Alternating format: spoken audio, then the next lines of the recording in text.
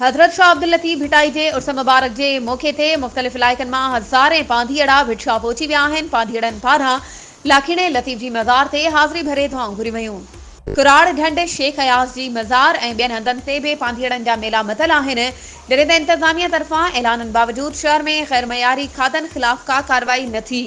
भिटाई जे उर्स मुबारक दौरान शहर जे होटलनि ऐं दुकाननि ते ग़ैर मयारी खाधनि जो विकिरो बंदि न थी सघियो। दर्जने ज़ाइरीन ग़ैर मयारी खाधा खाइण सबबि गैस्ट्रो समेत ॿियनि बीमारियुनि में मुब्तला थी विया आहिनि।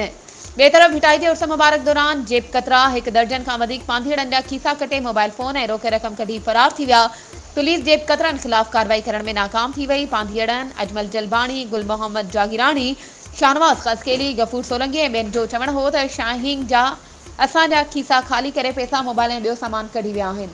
वधीक ख़बरुनि ऐं अपडेट्स जे लाइ असांजे चैनल खे सब्सक्राइब कयो ऐं हा, बेल आइकन खे प्रेस करणु न विसारिजो त जीअं असांजी हर नई अचण वारी वीडियो तव्हां ताईं पहुचे।